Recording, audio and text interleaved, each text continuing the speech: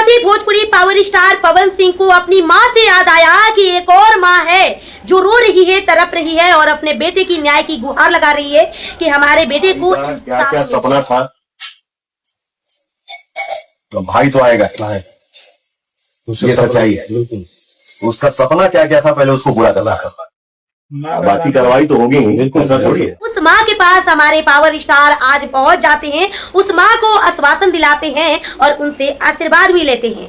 जी हाँ दोस्तों, मैं बात कर रही हूँ भरत तिवारी एनकाउंटर मामले के बाद उनकी माँ दर दर भटकी, हर जगह गई, अनशन की, प्रोटेस्ट की, लेकिन उसके बाद भी उनके बेटे को जब न्याय का कोई सुराग नहीं दिखा तो वो पहुंच जाती है सीएम सम्राट चौधरी के पास। उसके बाद जब वहां से आती हैं तो आज हमारे भोजपुरी पावर स्टार पवन सिंह पहुंच जाते हैं भरत तिवारी के मां के पास उनसे मिलने के लिए। बने रहिए वीडियो के अंत तक, आज इसी बात पे चर्चाएं होने वाली है।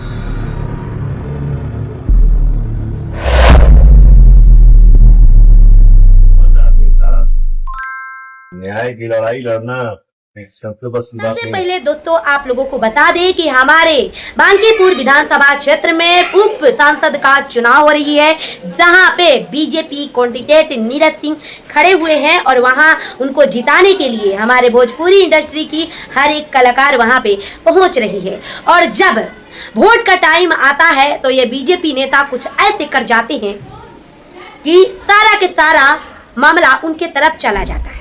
आज पवन सिंह लमसम 1.5 महीनों के बाद भरत तिवारी के मां से मिलने पहुंचे। 1.5 महीनों के बाद भरत तिवारी की मां सीएम सम्राट चौधरी के पास पहुंच जाती हैं और मनोज तिवारी उनको खुद लेके जाते हैं। लेकिन जब भरत तिवारी एनकाउंटर हुआ था, जब उनको गोली लगी थी, उनके पूरे परिवार तरफ तरफ के चिल्ला रहे थे। अब ये लोग बोले कि जिसको मिलना है जाओ मिल लाओ, लेकिन हम खड़े नहीं होंगे विवादों में, और मतलब हम भीड़ में खड़े नहीं होते हैं, हमें भीड़ दिखाने की शौक नहीं है। पवन सिंह ये बात बोलते हैं, चलिए हम मान लेते हैं, लेकिन ये भी एक राजनीति का हिस्सा ही है।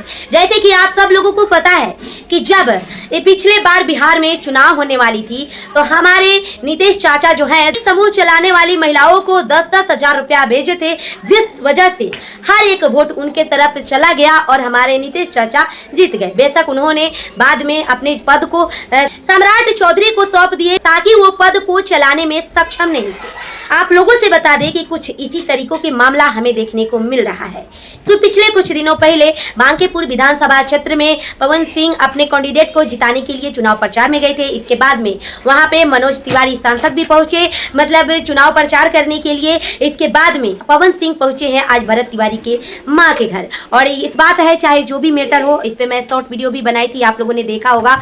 मैटर चाहे जो भी रहा हो, लेकिन पवन सिंह वहां पे गए और भरत तिवारी को न्याय मिले, इंसाफ मिले, उनके माँ को तसल्ली मिले, इससे बड़ी और कोई बात नहीं हो सकती है। ज्यादा हमें राजनीतिक पे चर्चाएं नहीं करनी है। फाइनली पवन सिंह वहां पे पहुंचे और पवन सिंह वहां पे जाने के बाद ये भी बोले कि मैं भीड़ का हिस्सा नहीं बनना चाहता था, इसीलिए मैं तब नहीं आया, लेकिन अब मैं आया हूं और मैं आपको ये आश्वासन दिला रहा हूं, विश्वास दिला रहा हूं कि आपके बेटे के साथ न्याय होनी चाहिए और भरत तिवारी के साथ न्याय हो, इससे बड़ी और कोई बात नहीं हो सकती है। कम से कम पवन सिंह मतलब एमएलसी का फर्ज निभा रहे हैं और काफी ज्यादा काम करने में लगे हुए हैं, ध्यान दे रहे हैं।